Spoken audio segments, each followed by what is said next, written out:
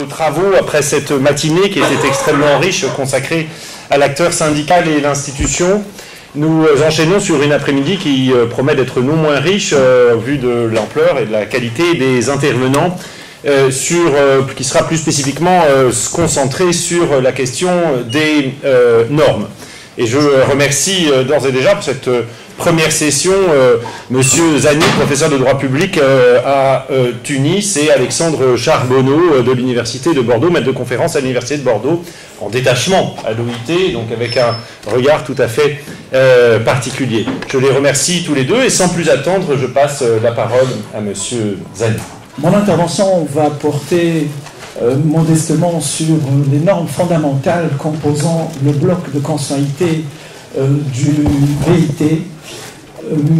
Elle sera donc axée sur 3 points essentiels. Le premier point, l'identification des normes fondamentales. Quelles sont ces normes fondamentales? Fondée constitutionnellement sur la notion de justice sociale, la production des normes constitue une tâche principale et un moyen d'action conséquent de l'OIT, comme le rappelle d'ailleurs, et je le dis très clairement, la dernière déclaration qui, à mon humble avis, très décevante, je parle de la déclaration du 21 juin 2019 sur le centenaire, qui est vraiment très décevante. Elle rappelle justement que l'OIT, la production des normes, comme la coopération technique, constituent des moyens importants dont l'OIT dispose. Le conseil d'administration du BIT a qualifié de fondamentales 8 conventions fondamentales, 8 conventions, ce qu'on appelle des normes fondamentales, en raison de leur importance, parce que ces normes contiennent ce qu'on appelle les principes et les droits fondamentaux au travail. Donc il les a considérées comme fondamentales. Mais attention, on est là dans ce qu'on appelle le noyau dur du droit social international.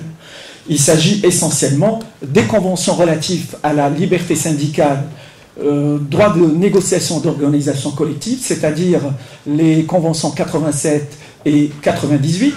On a aussi le travail forcé et son abolition, les conventions 29 et 105. On a également l'égalité de traitement et la non-discrimination, les conventions 100 et 111. Et enfin, on a l'abolition du travail des enfants, les fameuses conventions 138 et 182. Donc ça, c'est ce qu'on appelle, voilà, les normes fondamentales au sein du BIT sont restreintes, si vous voulez, à cette poignée de conventions. À côté de ces conventions, et c'est ça ce qui permet aussi la réflexion, dans sa décision de novembre 1995, le conseil d'administration a ajouté à cet ordre normatif, si vous voulez, premier, un deuxième ordre normatif, puisqu'il ajoute ce qu'on appelle des conventions prioritaires. Et 4 conventions prioritaires. Parmi ces conventions, je peux vous citer par exemple la convention sur l'inspection du travail de 1947, la convention sur la politique de l'emploi de 1964, et enfin la convention sur les consultations tripartites relatives aux normes internationales du travail, c'est ce qu'on appelle la convention 144 de 1976.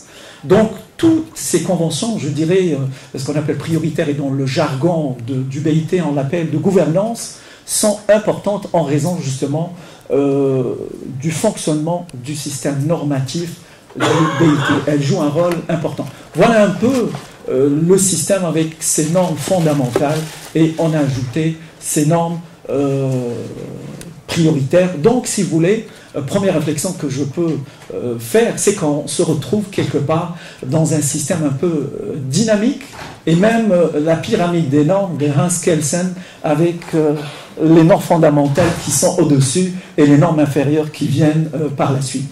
Le deuxième point de mon intervention, c'est la consolidation du statut des normes fondamentales, plutôt la consolidation du statut des normes fondamentales à travers la déclaration, la fameuse déclaration de juin 1998, c'est-à-dire la déclaration relative aux principes et droits fondamentaux au travail.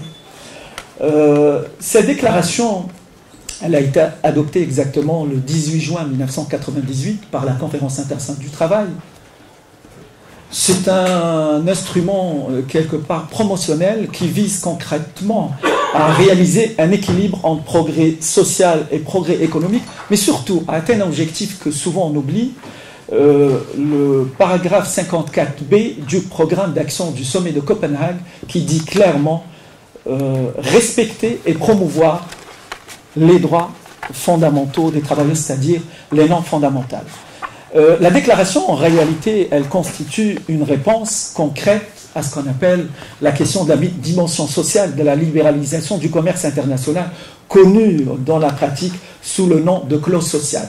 J'ouvre une parenthèse, je dirais, c'était grâce aussi à l'intelligence et l'équipe dont faisait aussi partie, et je m'excuse de dire, M. Maupin, je parle du directeur général de Michel Hansen, qui a trouvé que l'OIT était bloqué parce qu'à l'époque, l'OMC, par la déclaration de Singapour, a dit justement, a coupé les ponts tout de suite. Elle a dit à l'OIT, voilà, vous vous occupez du travail et nous du commerce. Donc il fallait s'ingénier un nouveau, je dirais, instrument très pertinent qui est la déclaration relative aux principes et droits fondamentaux. L'importance de cette déclaration doit être vue de ce point-là. Ça veut dire que, qu'est-ce qu'elle dit cette déclaration? Tout simplement, les États qui ont ratifié, mais surtout les États qui n'ont pas ratifié les normes fondamentales, sont tenus de respecter ces normes. C'est-à-dire que par cette convention, on avance vers une extension de l'ordre normatif de l'OIT et même international pour obliger les États de respecter ces normes même s'ils ne les ont pas ratifiées. Mais par quels moyens? C'est à partir de leur adhésion à l'OIT et qu'ils aient accepté les principes et le préambule de la déclaration de l'OIT de 1919 et de Philadelphie. Donc c'est par une subtilité, on va obliger les États à respecter ces normes fondamentales. Et je dirais même, in fine, donc la ratification devient résiduelle, il est loisible de qualifier ces normes fondamentales, et je précise, on peut qualifier ces normes fondamentales, mais uniquement dans l'univers institutionnel de l'OIT, de normes de jurisprudence ou de règles impératives. Toutefois, je dirais, en pratique, il est un peu regrettable que la violation de ce bloc de constitutionnalité ne soit pas sanctionnée, c'est-à-dire la sanction, elle n'est pas automatique. Pourquoi? Tout simplement, dans la pratique de l'OIT, en matière d'application des normes, et je vais utiliser une formule comme ça, ça va schématiser tout, l'OIT, à ce jour, compte sur le pasteur plutôt que sur le shérif. C'est la voie promotionnelle qui est privilégiée au détriment de la sanction internationale. Donc peut-être ce type de colloque aujourd'hui nous permet peut-être de réfléchir, est-ce qu'il ne serait pas, je dirais, plus approprié au futur peut-être de penser ou de réfléchir, est-ce qu'il ne serait pas peut-être possible que l'OIT puisse intégrer la sanction? Mais vous savez, en pratique, c'est difficile parce que l'OIT, in fine, pour, je dirais, sanctionner, ce n'est pas déjà même dans l'idée des pères fondateurs, on va à ce qu'on appelle l'opinion publique internationale. Et d'ailleurs, je me souviens, il y avait la violation par la Birmanie, le Myanmar, de la Convention numéro 29, et le BIT est resté pendant une dizaine d'années, un peu, on a dit qu'il était statique en fait, il n'était pas statique. Petit à petit, on a poussé justement le Myanmar à respecter, avec quand même une subtilité très intéressante, c'est qu'en même temps, puisque vous savez, à ce jour, la Constitution est un peu handicapée. Il n'y a pas d'exclusion, ce qu'on appelle des sanctions corporatives, n'existe pas. Il n'est pas encore entré en vigueur l'amendement. Donc, on est passé à l'Assemblée générale de l'ONU et on a recommandé que le Myanmar soit sanctionné. Et d'ailleurs, le BIT n'a pas permis aux délégués du Myanmar de voter à l'Assemblée générale. Voilà le deuxième point de ma réflexion pour aborder le troisième point. Qu'est-ce qui fait la particularité de ces normes fondamentales? Qu'est-ce qui fait ça, leur particularité? Tout simplement, tout au long de son évolution, l'OIT a porté un intérêt particulier à cette catégorie de normes, car ces normes, elles trouvent une assise solide dans l'acte constitutif de l'organisation et son annexe, à savoir la déclaration de Philadelphie de mai 1944, qui énonce 4 principes fondamentaux qui fixent les objectifs essentiels de l'organisation. Parmi ces principes fondamentaux, je peux vous citer 2 qui sont importants. On l'a dit le matin, le travail n'est pas une marchandise et la pauvreté, où qu'elle existe, constitue un danger pour la prospérité de tous. Donc ces normes, je dirais des normes fondamentales, donc les principes énoncés dans la Constitution, le préambule de la Constitution et la déclaration de Philadelphie engendrent une sorte d'obligation générale à l'égard des États membres de l'OIT. En vérité, les normes fondamentales constituent une sorte de socle social mondial minimum que les États parties de l'OIT sont tenus d'observer et d'appliquer conformément, je dirais, à la règle connue, la règle Pacta Sunt Servanda, c'est-à-dire la bonne foi consacrée par le droit de Vienne, c'est-à-dire la Convention de Vienne et précisément l'article 26 de la Convention de Vienne sur le droit des traités. Par rapport à d'autres normes du BIT, on se trouve ici, si je peux me permettre le qualificatif, et peut-être M. Maupin ne serait pas d'accord avec moi, mais on pourrait discuter, c'est le but aussi, pourquoi c'est intéressant dans ce type de rencontre de réfléchir. On est, je dirais, devant des normes, quelque part, des normes d'élite. Hein.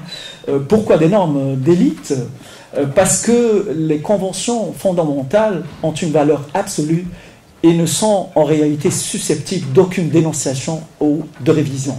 Donc ce qui déjà explique leur première place dans la hiérarchie des normes au sein de l'OIT. D'ailleurs, la norme fondamentale devient quelque part une source des autres normes et avec un argument étayé, je vais étayer mon propos, c'est que le conseil d'administration du BIT a considéré ces 8 conventions fondamentales comme indispensables pour les droits de l'homme au travail. Et il ajoute le conseil d'administration du BIT, quel que soit le niveau de développement des États partis à l'OIT. C'est-à-dire les États doivent le respecter, si vous voulez, en tout temps et en tout lieu. En conclusion, je dirais que ce bloc de constitutionnalité formé principalement de normes fondamentales constitue la colonne vertébrale du système normatif du BIT. Le statut de ces normes a été conforté par, comme je vous l'ai dit, par cette déclaration des principes et droits fondamentaux au travail. Mais je dirais, à l'aube de ce centenaire, peut-être il faudra réfléchir à une nouvelle réforme, à une nouvelle révision, pourquoi pas, de la Constitution, mais je vais plus loin. Je n'y crois pas que le problème du BIT soit les normes, parce que la Constitution elle est là. Peut-être il y a, on n'a plus le genre d'Albert Thomas, on n'a plus le genre peut-être de certains directeurs généraux qui ont joué un rôle important, comme Michel Hansen, pourquoi pas pour la France, Francis Blanchard aussi, qui a joué un rôle important pour les normes. Voilà, j'étais très bref, je suis allé à l'essentiel, je reste à votre entière disposition et je vous remercie de votre aimable attention.